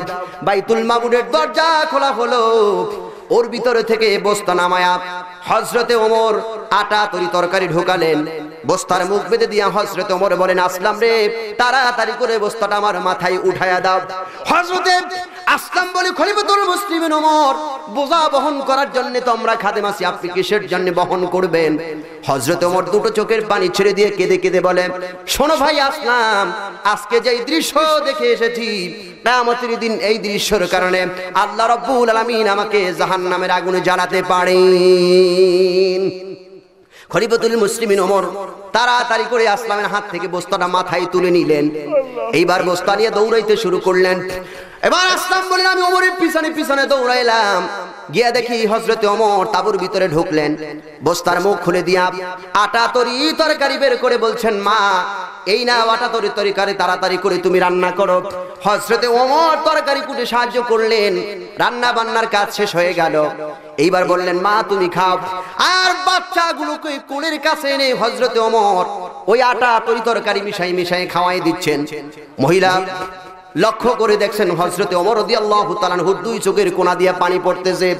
মহিলা ডেকে বলল, গো পথিক, তুমি কে, তোমার তো চিনি না, তবে আমার মন ভরে এই মদিনার রাষ্ট্র সরকার ওমর না হয়ে তোমাদের মতন মানুষ যদি খলিফা হতো, তাহলে আমাদের কিসমত ভালো হয়ে যেত। গভীর রাত্রে হযরত ওমর নিজের পরিচয়টা মহিলার কাছে দিলেন না, বললেন, মা, আমি চলে যাই, আগামী কালকে সকাল বেলায় তুমি ওমরের দরবারে চলে যাবে। এবার হযরত ওমর পরিচয় দিলেন না, চলে গেলেন। সকালবেলায় বহু কষ্ট করে হযরত ওমরের দরবারে মহিলা হাজির হলো। এবার মহিলা লক্ষ্য করে দেখলেন বিগত রজনীর ভিতরে, রাত্রির ভিতরে যেই লোকটা কষ্ট করেছেন, ইনি হচ্ছেন এই দেশের প্রেসিডেন্ট হযরতে ওমর। এইবার মহিলার কাছে চলে গেলেন, গিয়ে বলছেন, খলিফাতুল মুসলিমিন ওমর, আপনি আমাকে মাফ করে দেন, আপনার পরিচয় কেন দিলেন না? যদি আপনি এরকম পরিচয় দিতেন, তাহলে আপনার তো রাতে এত কষ্ট হতো না, আপনি আল্লাহর রাস্তায় আমাকে মাফ করে দেন। হযরত ওমর কেঁদে কেঁদে বলছেন, মা, তুমি আমাকে উল্টা করে মাফ চেও না। ও মা, তুমি শোনো, তুমি বলার আগে খোঁজ খবর দিয়ে আমি তোমার ঘরের খাবার পৌঁছাইতে পারলাম না, এই জন্য কিয়ামতের দিন মুসিবতের সময় তুমি আল্লাহর দরবারে তুমি আমাকে আসামি বানায়ো না। সম্মানিত বন্ধুগণ আমার, ভাইয়ের আমার, জবাব দেন, এইরকম একজন নেতা, এইরকম একজন আদর্শবান মানুষকে বর্তমান সমাজে খুঁজে পাওয়া যাবে কিনা? কথা বলেন, যাবে? সুতরাং আমি নেতা হই, নেত্রী হই, আলেম হই, মুফতি হই, মুহাদ্দিস হই, ধনাঢ্য ব্যক্তি হই, হাদি হই, গাজী হই, আশেপাশের যত অনাহারের মানুষ আছে, দুঃখে কষ্টে দুর্দশায় আমাদের এগিয়ে যেতে হবে। সুতরাং আল্লাহ যেন আমাদের তৌফিক দান করে। সবাই বলি আমিন, তার জোরে বলি আমিন। সম্মানিত বন্ধুগণ আমার, সুতরাং তাকব্বরি আর অহংকারী করার কিছু নাই। আমারে আল্লাহ টাকা দিছে, আমারে আল্লাহ পয়সা দিয়েছে এই জন্য আমি তাকব্বুরি করব, অহংকারী করব। আল্লাহ তাআলা বলেন যারা তাকব্বুরি করে অহংকারী করে সে তো তাকব্বুরি আর অহংকারী করলো না, সে তো আমার চাদর নিয়া টানাটানি করলো। দেখবেন সমাজের ভিতরে একটু শিক্ষিত মানুষ তার যে কত অহংকার আছে কিনা, আছে কিনা? সমাজে একটু পয়সা গরিব মানুষের কোনো মানুষই মনে করে না। ইংলিশে একটু কথা বলতে পারে, ওরে তাকব্বুরি তার। ভাব দেখায় কি, আরবিতে একটু কথা বলতে পারে, হ্যাঁ ভাব আর মোশাং দেখলে মাশাআল্লাহ পাগল হয়ে যাবেন। যান অস্ট্রেলিয়া কানাডায় যান, দেখবেন যারা জুতা মুছে, জুতা আপনারা এর কি বলেন? মুসি। এই যে জুতা মুছে দেন মুসি, এই মুসিও কিন্তু ইংলিশে কথা বলতে পারে। সৌদি আরবে যান, দেখবেন যারা টয়লেট পরিষ্কার করে তারাও আরবিতে কথা বলে। সুতরাং একটু আরবিতে কথা বলে, ইংলিশে কথা বলে, 2-4 টাকার মালিক হয়েছে। আর তাকব্বুরি কত, অহংকারী কত। সুতরাং তাকব্বুরি অহংকারী কখনো আল্লাহর জান্নাতে যাবে না। শয়তান তাকব্বুরি করলো, অহংকার করে বলল আয় আল্লাহ আমি আদমের থেকে উত্তম, আমারে বানাইছো তুমি আগুন দিয়া, আর শয়তান রে আর আদম রে বানাইছো তুমি মাটি দিয়া, আর আমারে বানাইছো আগুন দিয়া। আগুনের গতি হচ্ছে ঊর্ধ্বমুখী, মাটির গতি হচ্ছে নিম্নমুখী সম্পূর্ণ। আমি এই জন্য মানতে পারি নাই।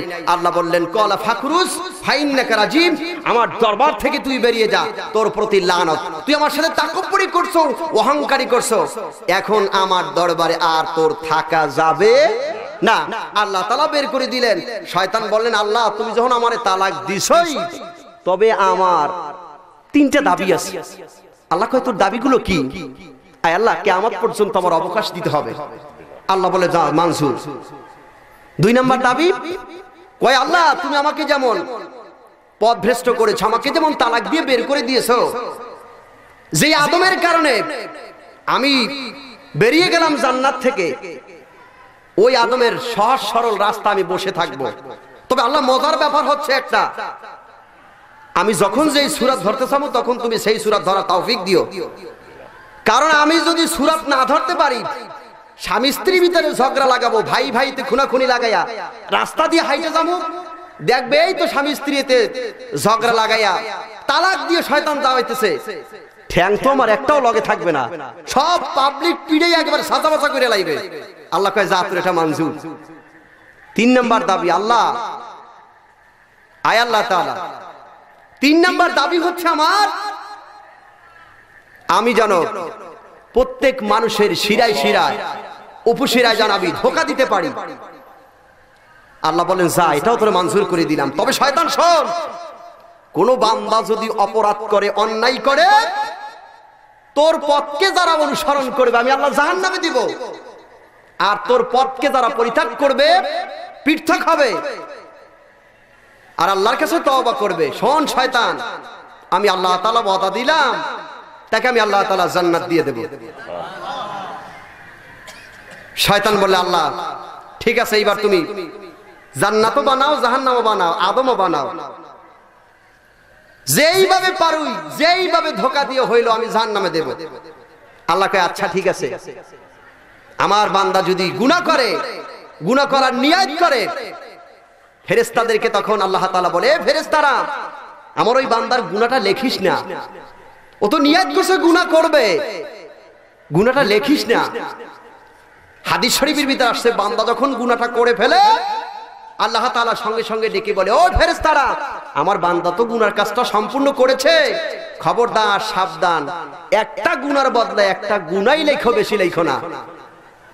বান্দা যখন নিয়ত করে কোনো ভালো কাজ করবে, সওয়াবের কাজ করবে, আল্লাহ তাআলা বলে বান্দা যে নিয়ত করছে এই নিয়তের জন্য একটি নেকি তার আমলনামায় লিখে দাও।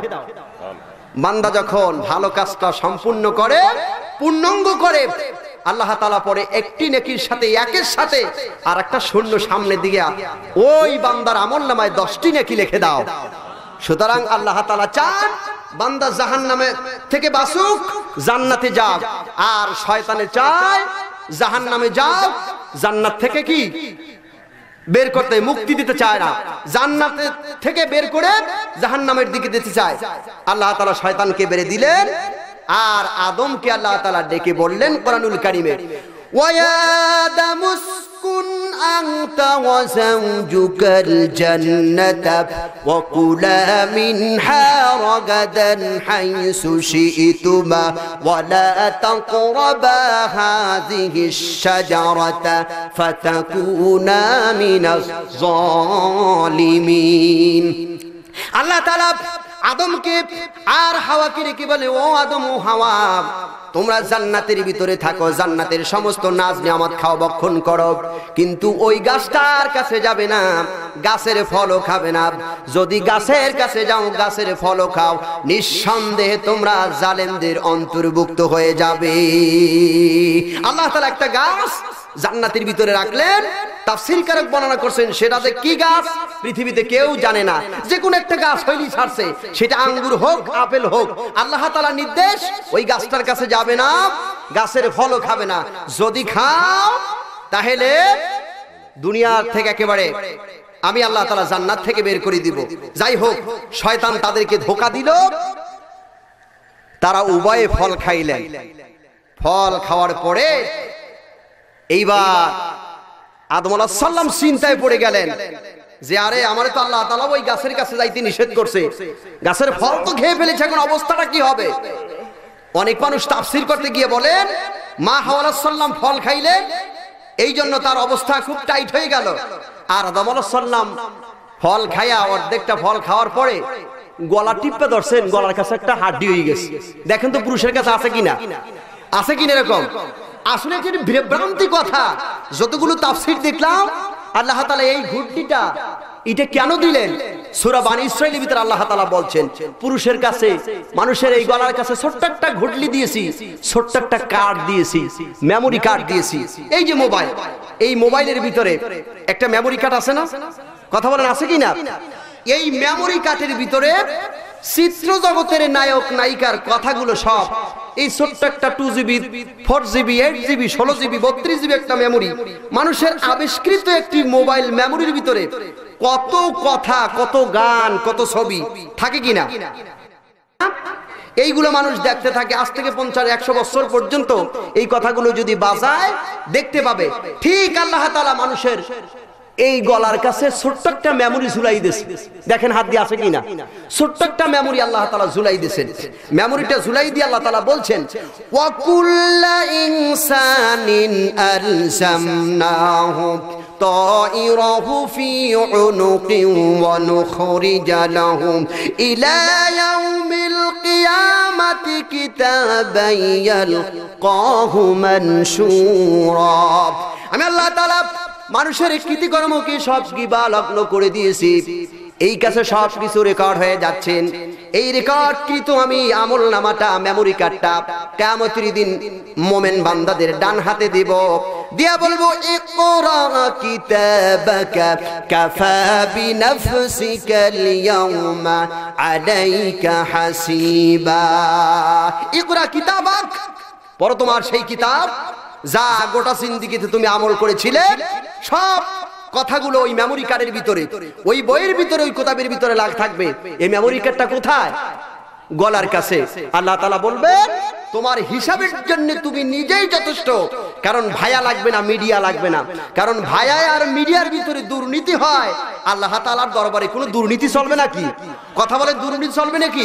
এই যে আমাদের বাগেরহাটের জজ কোর্ট যারা আছেন, আমরা সুপ্রিম কোর্ট, হাই কোর্টের ভিতরে দেখি নির অপরাধী মানুষকে টাকার লোভে ফাঁসি দিয়ে দেয়, আর অপরাধীকে টাকা খেয়ে ছেড়ে দেয়, আছে কিনা? কিয়ামতের দিন আল্লাহ তাআলা যদি কোনো ভায়া নাই, কোনো মিডিয়া নাই, লোকেরা বলবে তো আমার দলের লোক, এ তো আমার মুরিদ, এ তো আমার অনুসারী ছিল, অনুকরণী ছিল, যা পাইকারি দরে আমি নিয়ে যাব। এই জন্য আল্লাহ তাআলা কোনো মিডিয়াও রাখবেন না, কোনো উকিলও রাখবেন না, জজও রাখবেন না। আল্লাহ তাআলা কিয়ামতের দিন নিজে বিচার করবেন। কিয়ামতের দিন কথা বলবে আমার দুই হাত, আলিয়াউমা আকমালতু লাকুম দীনাকুম। আল্লাহ তাআলা বলে আমি দ্বীনকে পরিপূর্ণ করে দিয়েছি। সুতরাং এই দিন যদি মানব, তাহলে জান্নাতে যাবে। ওই কিয়ামতের দিন আল্লাহ তাআলার দরবারে হাত কথা বলবে। ওই কিয়ামতের দিন এই পাও দুটো আল্লাহর দরবারে সাক্ষী দেবে। আল্লাহ কোনো মিডিয়াও শুনবেন না, কোনো ভায়াও শুনবেন না। মুমিনদের আমলনামা হবে সামনে থেকে ডান হাতে, আর বেঈমানদের আমলনামা কোথা থেকে? বামাতে কোত্থেকে? পিছন থেকে। এই আমলনামা পড়ে পড়ে বলবে ওয়াউদিয়াল কিতাবু ফাতারাল মুজরিমিনা মুশফিকিনা মিম্মা ফি ওয়া ইয়াকুলু ইয়া ওয়াইলাতানা মা লিহাযাল কিতাব লা ইউগাদিরু সাগীরাতাও ওয়ালা কাবীরাতান ইল্লা আহসাহা। এ কি আশ্চর্যজনক কিতাব! গোটা জিন্দেগিতে যা আমল করেছি সব আমলগুলো এর ভিতরে লেখা আছে। কার বাড়িতে তাল চুরি করেছিলাম, বেল চুরি করেছিলাম, কত জায়গায় মিথ্যা কথা বলেছি, জিনা করেছি, ব্যভিচার করেছি, সমস্ত কথাগুলো তো এই মেমোরি কার্ডের ভিতরে লেখা আছে। এইগুলো দেখে এইবার হিসাব করবে। আল্লাহ তাআলা বলবে বান্দা তুমি এখন হিসাব করো, চিন্তা ফিকির করো, তুমি জান্নাতি হবে না জাহান্নামী হবে। কিয়ামতের দিন আল্লাহ তাআলা ওই আমলনামা দেখে দেখে জান্নাত আর জাহান্নাম নির্ধারণ করে দিবে। যারা মুমিন হবে তারা জান্নাতে চলে যাবেন, আর যারা মুনাফিক বেঈমান হবেন, নামাজ রোজা পড়ে নাই, আল্লাহ পরকালকে বিশ্বাস করে নাই, বন্ধুগণ তারা জাহান্নামের দিক চলে যাবে। সুতরাং আমরা আল্লাহ তাআলাকে বিশ্বাস করি, আল্লাহ তাআলার বিধানকে মানি, আল্লাহ তাআলার কোরআনুল কারীমকে মানি। আমাদের ঠিকানা কোথায় হবে? কথা বলেন, কোথায় হবে? জান্নাতে। সুতরাং আল্লাহ তাআলা আদম আর হাওয়াকে জান্নাতের ভিতরে রাখলেন, ওরা ফল খাইলেন। ফল খাওয়ার পরে আল্লাহ তাআলা বললেন তোমরা যখন ফল খেয়েছো, শয়তান আমার আদমকে সিজদা করে নাই, অপরাধ করছে, আর তোমরা আমার কথা শোনো নাই, গাছের কাছে গেছো, গাছের ফল খাইছো, এখন দুইজনই অপরাধী। আল্লাহ এবার বললেন কুল্লাহবিতু মিনহা জামিয়া, উভয় এবার তোমরা বেরিয়ে যাও। শয়তানও একটা ভুল করলে আর আদমও একটা ভুল করলেন। এখন দুজনে ভুল করলেন। শয়তান গেল জাহান্নামে আর আদম আলাইহিস সালাম গেলেন জান্নাতে। এখানে হিকমতটা কি, এখানে কারণটা কি? আল্লাহ বলছেন অবশ্যই আশা করা যায় তোমাদের কাছে আমার একটা বিধান যাবে, একটা কিতাব যাবে। যদি এই কিতাবটাকে অনুসরণ করো আর পড়ো, ফালা খাউফুন আলাইহিম ওয়ালা হুম ইয়াহজানুন, তোমাদের ভয় নাই, কোনো চিন্তাও নাই।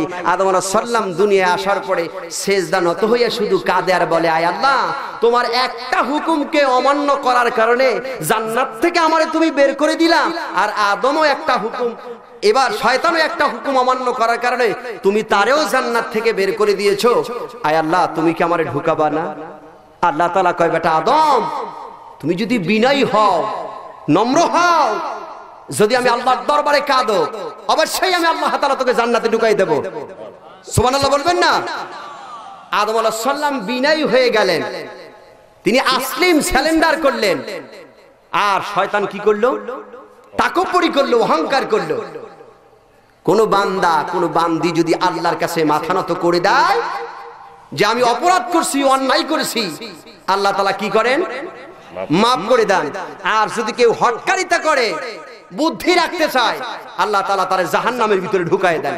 আদম আলাইহিস সালাম বিনয়ী হয়ে গেলে, বিনয়ী হয়ে তিনি বিনয়ীর সাথে কেঁদে কেঁদে বললেন রব্বানা যালামনা আনফুসানা ওয়া ইল্লাম তাগফির লানা ওয়া তারহামনা লানাকুনান্না মিনাল খাসিরিন। যারা পারি বলি রব্বানা যালামনা আনফুসানা ওয়া ইল্লাম তাগফির লানা ওয়া তারহামনা লানাকুনান্না মিনাল খাসিরিন।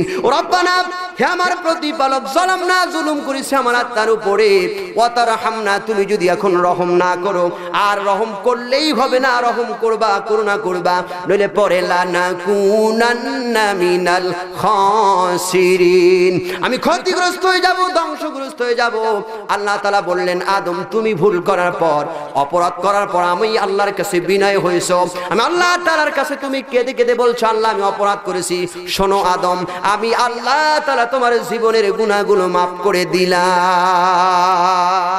সুতরাং বান্দা হচ্ছে অন্যায় করে, অপরাধ করে, অপরাধ করে যখন আল্লাহর দরবারে কাঁদে, আল্লাহ খুশি হয়ে যান, আল্লাহ তাআলা বান্দা বান্দিকে মাফ করে দেন।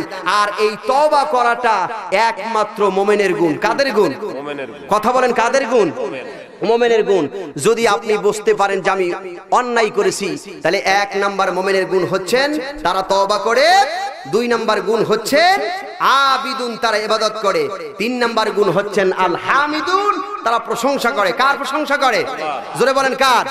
এখন আমার দেশে তো কত প্রশংসা হয়, দেখবেন এই যে নামাজ নাই, রোজা নাই, হজ নাই, যাকাত নাই, পরকাল নাই, ক্রিম শেষ করে আইসা একজন মানুষ যদি দাঁড়ায় পিছন থেকে স্লোগান দেয়, আমার ভাই তোমার ভাই, উল্লুক ভাই বাল্লুক ভাই, বাল্লুক ভাইয়ের চরিত্র ফুলের মতন পবিত্র, নামাজ নাই একক তো, দাঁড়াইয়ে মতে প্রত্যেক কি এই স্লোগান দেয় না? কথা বলেন দেয় কিনা? সবচেয়ে উত্তম চরিত্র, উত্তম মানুষ, যার চরিত্রের ভিতরে কোনো কলঙ্কি নাই, যাকে আল্লাহ তাআলা বলছেন ওয়া ইন্নাকা লাআলা খুলুকিন আযীম, ওয়া ইন্নাকা লাআলা খুলুকিন আযীম, হে নবী আপনি পুত পবিত্র চরিত্রের উপরে প্রতিষ্ঠিত, তিনি হচ্ছেন বিশ্বনবী জনাব মুহাম্মদুর রাসূলুল্লাহ সাল্লাল্লাহু আলাইহি ওয়াসাল্লাম, যার চরিত্রের ভিতরে কোনো কলঙ্কি নাই। সুতরাং এই নবীর স্লোগান হয় না, স্লোগান হয় রাম আর বাম, নাস্তিক মোরতাদের স্লোগান হয়। সুতরাং আমার দেশে নবী করিম সাল্লাল্লাহু আলাইহি ওয়াসাল্লাম, যিনি সমস্ত মুসলমানদের হৃদয়ের স্পন্দন, যিনি হাসরের ময়দানে শাফায়াতকারী, ওই নবীকে সন্ত্রাস আর জঙ্গিবাদ বলে, ওই নবীকে জারোর সন্তান বলে গালি দেয় আমার বাংলাদেশের মুসলমান। কিছু নামধারী পীর, কিছু নামধারী ভণ্ডরা একবার একটা প্রোটেস্ট করে না, নাস্তিকদের বিরুদ্ধে একটা স্লোগানও করে না। সুতরাং তাদের নেতার বিরুদ্ধে যদি কেউ কথা বলে, এর বিরুদ্ধে কথা বললে সাথে সাথে ধরে এনে ফাঁসি দেয়, কিন্তু রাসূলুল্লাহকে যদি গালি দেয়, মুসলমান একটাবার প্রোটেস্ট করে না, একটা নাস্তিকদের বিরুদ্ধে কথা বলে না। সুতরাং আমি স্পষ্ট ভাষায় বলবো, আমার রাসূলুল্লাহকে যারা গালি দিবে, গালি দেওয়ার পর কোনো মুসলমানদের বিন্দু পরিমাণ যদি রক্ত শরীরে থাকতে যদি কোনো নাস্তিক মোরতাদের বিরুদ্ধে যদি কথা না বলে, তাহলে বুঝতে হবে ও আসলে কোনো মুসলমান নয়, নবীর উম্মত নয়। স্পষ্ট দলিল হচ্ছেন সমাজের মুনাফিক। আর মুনাফিকের স্থান হচ্ছে জাহান্নামে। আল্লাহ তাআলা বলেন ইন্নাল মুনাফিকিনা ফিদ দারকিল আসফালিন, নিশ্চয়ই মুনাফিকের স্থান হবে কোথায়? জাহান্নামে। সুতরাং মুমিন আর মুনাফিক, কাফের কিন্তু দেখলে চেনা যায় এই লোকটা কিন্তু কাফের, কিন্তু বন্ধু মুনাফিক চেনা কিন্তু বড় কঠিন। কথা বলেন ঠিকই না? রাসূলুল্লাহর পিছনে নামাজ পড়ছেন, কত মানুষ নামাজ পড়ছেন, কিন্তু রাসূলের পিছনে যারা নামাজ পড়ছেন সবাই কি আসলে মুমিন? না, ওরা কিছু মুনাফিকও ছিল। আর মুনাফিকদের জানাজা পড়া স্পষ্ট দলিলে আল্লাহ তাআলা হারাম করে দিয়েছেন, মুনাফিকদের জানাজা পড়া যাবে না। আল্লাহ তাআলা সূরা তাওবার ভিতরে বলছেন, লা তুসাল্লি আলা আহাদিম মিনহুমা তাআবাদা ওয়া লা তাকুম আলা কবরিহি ইন্নাহুম কাফারু ওয়া মাতু ওয়া হুম ফাসিকুন। হে নবী আপনি কোন মুনাফিকের জানাজা নামাজ পড়বেন না, জানাজার নামাজে দাঁড়াবেন না, নামাজও পড়বেন না, এমনকি তার কবরের কাছ দিয়েও হাঁটবেন না। কারণ মুনাফিকেরা সবচাইতে ইসলামের ক্ষতি করেছে বন্ধুগণ বেশি। আজকে বাংলাদেশে কিছু মুনাফিক আছে, নামাজ পড়ে, রোজা রাখে, হজ করে, দাড়িও আছে, টুপিও আছে, কিন্তু ওর চরিত্র হচ্ছেন মুনাফিকের মতন চরিত্র। সুতরাং এই সমস্ত মুনাফিকদের জানাজা পড়া আল্লাহ তাআলা সূরা তাওবায় হারাম করে দিয়েছেন। সম্মানিত বন্ধুগণ আমার, ভাইয়েরা আমার, এই জন্য আমাদের মুনাফিকের চরিত্রকে দূর করতে হবে। আল্লাহ তাআলার বিধান কোরআনুল কারীমকে আমাদের মানতে হবে। যদি মুনাফিকের চরিত্র দূর করতে পারি, আল্লাহ তাআলার কোরআনুল কারীমের বিধানটা মানতে পারি, আমার আল্লাহ তাআলা অবশ্যই আমাদেরকে জান্নাতে প্রবেশ করাবেন। সম্মানিত বন্ধুগণ আমার, এই জন্য আমরা নেফাকি চরিত্র দূর করব। সমাজ থেকে সুদ, ঘুষ, মদ, অন্যায়, অপরাধ যা জীবনে করেছি, আজকের এই আলোচনা শোনার পরে আদম আলাইহিস সালামের যে ঘটনাটা শুনলাম, আদম আলাইহিস সালামও অপরাধ করলেন, শয়তানও অপরাধ করলেন, শয়তান অপরাধ করে তওবা করলেন না। আদম আলাইহিস সালাম অপরাধ করার পরে কি করলেন? কি করলেন? তওবা করলেন। তবে মাহফিল থেকে আমরা স্পষ্ট হয়ে গেলাম কোরআনের আলোচনা থেকে, জীবনে যত অন্যায় করেছি, অপরাধ করেছি, মিথ্যা কথা বলেছি, মদ খেয়েছি, মানুষের জমিনের আইল ঠেলছি, এই অপরাধগুলো যে করেছি, এই অপরাধের জন্য যদি আল্লাহর কাছে মাপ চাই, আমার আল্লাহ মাপ দেবে কিনা? কথা বলেন, মাপ দেবে কিনা? তাহলে আমরা কি আল্লাহর কাছে মাপ চাইতে রাজি আছি? আমরা কি মাপ চাবো নামাজ পড়ে না নামাজ ছেড়ে? কথা বলেন, নামাজ পড়ে না নামাজ ছেড়ে? সুতরাং অনেকে বলে নামাজ না পড়লে হবে কি, ঈমান বড় শক্ত, আছে কিনা কথা বলেন। ঈমানের পরেই হচ্ছে রাসূলুল্লাহ বলছেন বুনিয়ান আল ইসলাম আলা 50 শাহাদাতান আশহাদু আল্লা ইলাহা ইল্লাল্লাহ ওয়া আন্না মুহাম্মাদার আবদুর রাসূল সাল্লাল্লাহু আলাইহি ওয়াসাল্লাম ওয়া ইকামাতিস সালাত ওয়া ইতাইস যাকাত ওয়া সাওম রমাদান ওয়াল হজ মুত্তাফাকুন আলাইহি। ঈমান আনছো, ঈমান আনার পরেই যেই দ্বিতীয় যেই গুণটা সেটা হচ্ছেন আকিমিস সালাত, নামাজ পড়তে হবে। এরপরে যদি টাকা থাকে তাহলে যাকাত দাও, আর যদি টাকা থাকে হজ করো। তারপরে 5 নাম্বার গুণ হচ্ছে তুমি রমজানুল মুবারকে রোজা রাখেন। সম্মানিত বন্ধুগণ আমার, অপরাধ করি দেখেন কত যে অপরাধ করি, একটা শিক্ষা নেন। আদম আলাইহিস সালামের অপরাধ কয়টা ছিল? এই একটা অপরাধের কারণে আদম আলাইহিস সালাম 3 থেকে 350 বছর কাঁদছে। অপরাধ একটাই ছিল আল্লাহর হুকুম অমান্য করা। একটু চিন্তা করে দেখেন, বিবেক দিয়া বুদ্ধি খাটান। প্রতি দৈনিক 5 ওয়াক্ত নামাজে 17 ফরজ, এই 17 ফরজ যে কত ছেড়ে দিয়েছি। আদম যদি একটা ভুলের কারণে 3 থেকে 350 বছর কাঁদতে পারে, তাহলে আমার কান্দা কত বছর? একটু হিসাব করে মিলান। সুতরাং রাসূলুল্লাহ বলছেন মান তারাকা সালাত মুতাআম্মিদান ফাকাত কাফার, যেই ব্যক্তি ইচ্ছা করে নামাজ ছেড়ে দিল সে জানে কুফরি করে দিল। সম্মানিত বন্ধুগণ আমার, আলোচনা আর দীর্ঘ করব না, তবে আমি সকল কুদাত্ত আহ্বান জানাই, আমরা 5 ওয়াক্ত নামাজ পড়ব, কোরআনুল কারীম তেলাওয়াত করব, সন্তানকে কোরআন শিখাবো, স্ত্রীদেরকে পর্দায় রাখবো। মা বোনদের উদ্দেশ্যে বলবো, মা বোনদের আপনাদের ওয়াজ অনেক বেশি, তবে আপনারা স্বামীর খেদমত করবেন, পর্দায় থাকবেন, সন্তানদেরকে দ্বীন শেখাবেন। রাসূলুল্লাহ বলেছেন যে সমস্ত মা বোনেরা পর্দায় থাকবে, সন্তানদেরকে দ্বীন শেখাবেন, রাসূলুল্লাহ বলেন ওই সমস্ত মহিলারা জান্নাতে প্রবেশ করবে। সম্মানিত বন্ধুগণ, আসুন যতটুক আলোচনা কোরআনুল কারীম দিয়ে শুনলাম, এক কথাই আজকের আলোচনা ছিল, এক কথাই আল্লাহ তাআলার জান্নাত। যদি জান্নাত আমাদের পেতে হয়, জান্নাতে যাইতে হয়, আল্লাহ তাআলার ইবাদত আমাদের করতে হবে। জীবনে যত অপরাধ করেছি, অন্যায় করেছি, এই অন্যায় অপরাধের জন্য আল্লাহর কাছে ক্ষমা চাইতে হবে। আল্লাহর কাছে যদি ক্ষমা চাই, আল্লাহ আপনার আমার জীবনের অপরাধকে মাফ করে দিয়ে আমাদেরকে জান্নাত নসিব করে দিবে।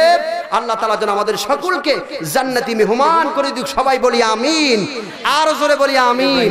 আল্লাহুম্মা সাল্লি আলা মুহাম্মাদিন ওয়া আলা আলি মুহাম্মাদ কামা সাল্লাইতা আলা ইব্রাহিম ওয়া আলা আলি ইব্রাহিম ইন্নাকা হামিদুম মাজিদ।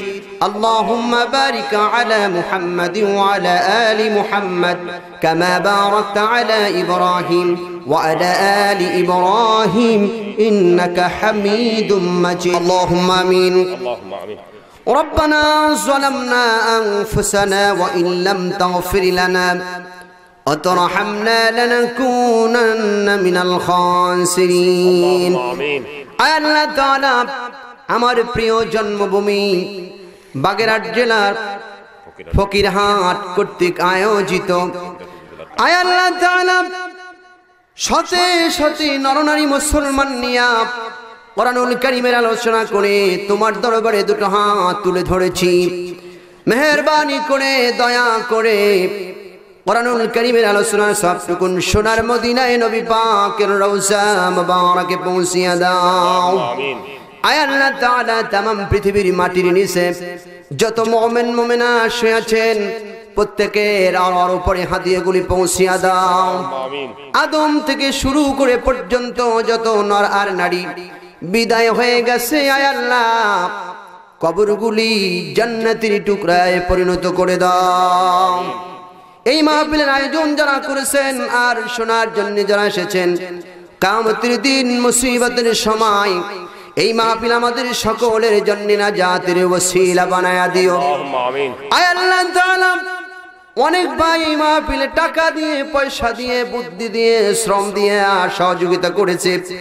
আয় আল্লাহ তাআলা সকলের বুদ্ধি পরামর্শকে তুমি কবুল করে নাও।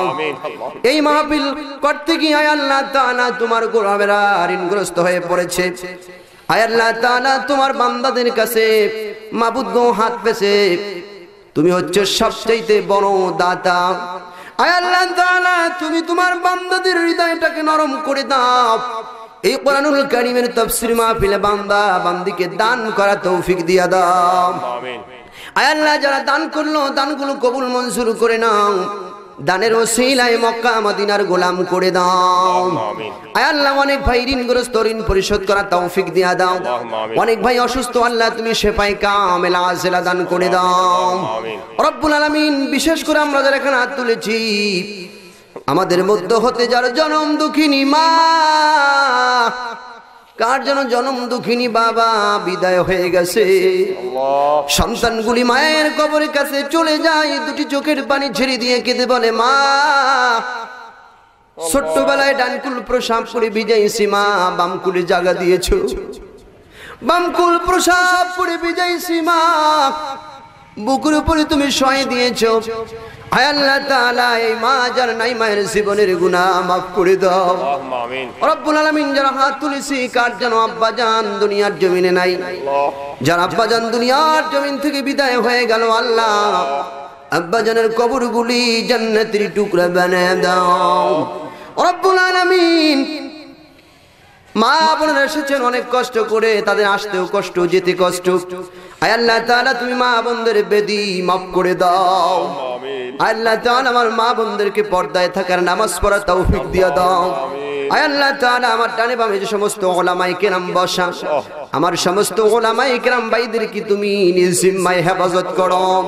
আয় আল্লাহ তাআলা, এদেশের আলেমরা আজকে নিপীড়িত, নিষ্পীড়িত, নির্যাতিত। আয় আল্লাহ, কোরআনের কথা বলতে পারি না প্রাণ খুলে। আয় আল্লাহ তাআলা, কোরআনুল কারীমের কথা বলার মতন পরিবেশ তুমি তৈরি করে দাও। আয় আল্লাহ তাআলা, সমস্ত আলেমদের প্রতি তোমার খাস রহমত বরকত তুমি নাসিল করো। মুসলমান বড় আজকে নিপীড়িত, নিষ্পীড়িত, আল্লাহ মুসলমান জাতিকে তুমি হেদায়েত নসিব করে দাও। মুসলমান জাতিকে ধৈর্য ধারণ করা তুমি তৌফিক দিয়া দাও। আয় আল্লাহ তাআলা, কোরআনুল কারীমের যত কথা বললাম, আমাকে শ্রোতা তুমি সকলকে আমল করার তৌফিক দিয়া দাও। তাকাব্বাল মিন্না ইন্নাকা আনতাস সামিউল আলিম ওয়া তুব আলাইনা ইন্নাকা আনতাত তাওয়াবুর রহিম। সুবহান রাব্বিকা রাব্বিল ইজ্জাতি আম্মা ইয়াসিফুন ওয়া সালামুন আলাল মুরসালিন ওয়াজআল আখিরা কালিমাতিনা ইনদাল মাউতি লা ইলাহা ইল্লাল্লাহু মুহাম্মাদুর রাসূলুল্লাহ।